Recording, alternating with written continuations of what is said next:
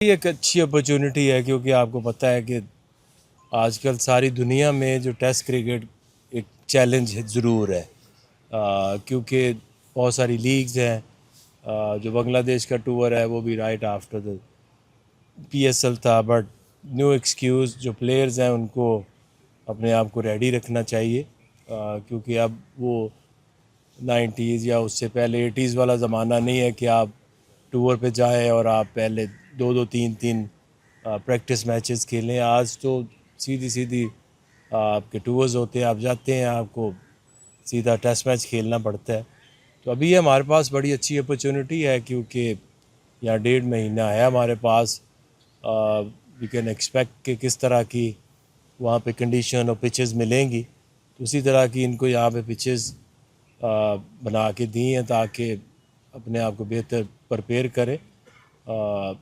और मैं समझता हूँ कि जिस तरह से आप कई दफ़ा ऐसी सिचुएशन में फंस जाते हैं कि आपके लिए वहाँ से निकलना मुश्किल है, बट आई थिंक कि ये 5 जो टेस्ट मैचेस हैं, बड़े अरसे बाद आपको कंटिन्यूसली इस तरह 5 टेस्ट मिले हैं।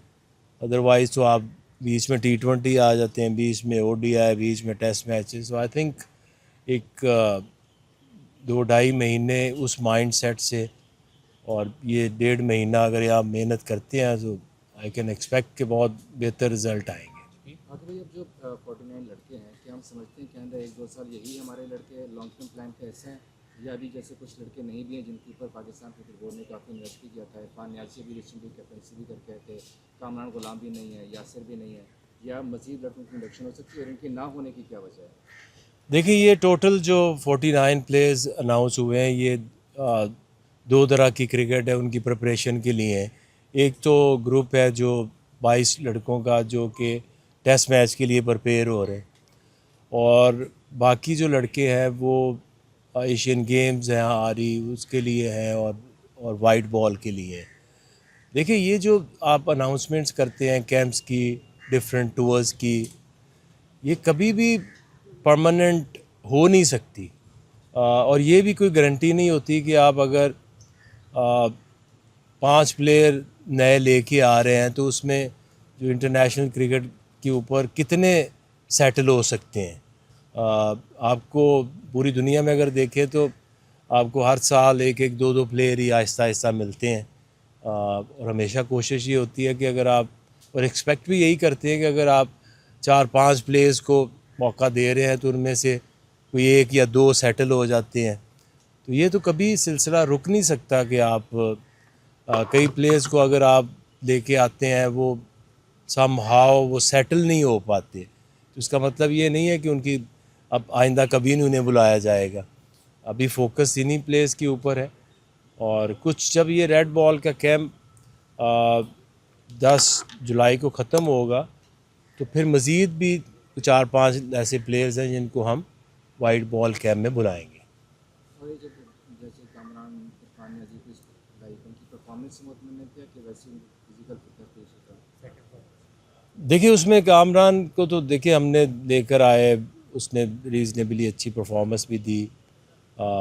लेकिन उसके बाद आपको देखना ये पड़ता है कि लॉन्ग टर्म कौन आपके साथ बेहतर तरीके से चल सकता है। जहाँ उसकी ज़रूरत होगी, अब हम पहले भी उसे लेकर आए थे।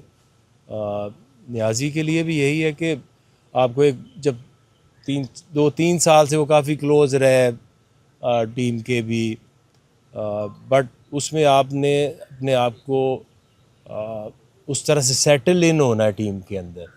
अभी भी इज़ यंग, अभी हम उनको ट्रेनिंग के ऊपर भी US भी भेज रहे हैं।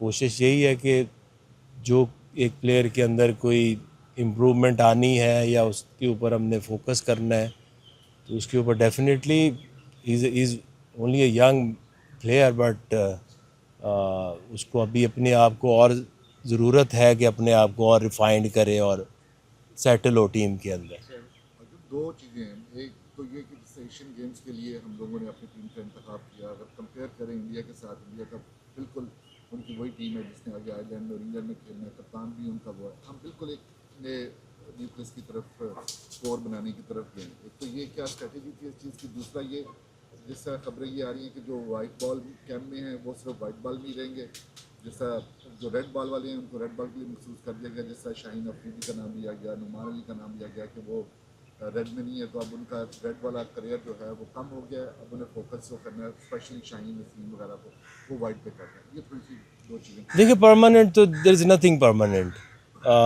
बट जहाँ तक आपने बात की कि इंडिया ने जो टीम अनाउंस की है, जो हमने टीम बनाई है, हमारा इसको लेके शुरू दिन से यही था कि इसमें हमने ये ऐसी अपॉर्चुनिटी होती है जहाँ पे आप अपने जो कोर है या आने वाले अपकमिंग जो प्लेयर्स हैं उनको हम मौका देते हैं। तो यही हमारा था कि हम mix of few experience few young players हम ट्राई करेंगे, और आई एम होपफुल कि ये जिस तरह से अंडर 19 लेवल पे शाहीन ए टीम के लेवल पे उन्होंने इंडिया को हराया भी है, टफ टाइम भी दिया, तो ये भी इसी तरह से परफॉर्मेंस जो है ना वो दे सकते हैं। बाकी भाई अब ऑब्वियसली ये कैंप जो लगाया गया है अगले फर्दर जो आईसीसी के इवेंट्स हैं उनके लिए लगाया गया है कि उनकी तैयारी ज़्यादा अच्छे से हो सके।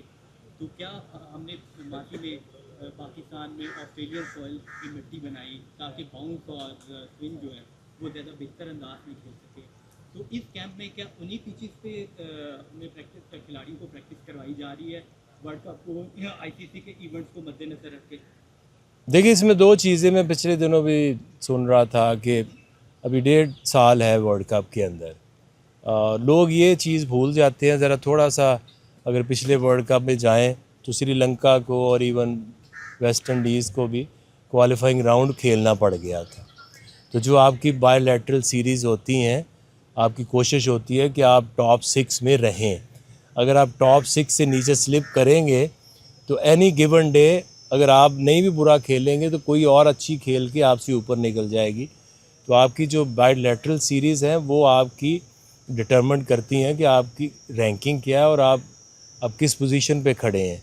1.5 साल पहले अगर हम ये सोचें कि अब हमने साउथ अफ्रीकन पिचेस पे खेलना है तो वो अभी तो जैसे ही ये सीज़न ख़त्म होगा फ्रॉम जो श्रीलंका अक्टूबर में आ रही है तो वो तो एक सेंस बनती है कि now you are in a position कि आपको कोई ऐसा खौफ नहीं है कि आप स्लिप डाउन हो जाए। तो अक्टूबर से ऑनवर्ड फिर आपको उस तरह की प्रिपरेशन में जाना चाहिए और सिर्फ एक ही चीज़ के लिए आप नहीं सेक्रीफाइस सारा कुछ कर सकते कि जी आप 3 साल या 2 साल वर्ल्ड कप में है तो आपकी जो पोजीशन है, आपकी जो स्टैंडिंग है दुनिया में, वो आपकी मैचेस जीतने से ही बनती है। जहाँ तक आपने बात की कि ये जो ऑस्ट्रेलियन सॉइल लगी थी, हाँ हमारे पास हमारी अपनी भी जो पिचेज़ हैं उनके ऊपर भी हम घास अगर छोड़ें, उसको अच्छा प्रिपेयर करें तो वो भी इंग्लैंड या वेस्ट इंडीज़ जैसी पिचेस बन जाती हैं। हमारे पास वो भी ऑप्शन है, तो इसलिए उनको प्रिपेयर करें। वहाँ आपको सीम मूवमेंट मिलेगी इंग्लैंड में या वेस्ट इंडीज़ में, वो एक्स्ट्रा बाउंस ऑस्ट्रेलिया जैसा नहीं मिलता। तो ज़रूर इनको हम 6 mm ग्रास के ऊपर पिचेस बना के दें जिससे ये सीम फ्रेंडली पिचेस के ऊपर इनको प्रॉब्लम ना आए।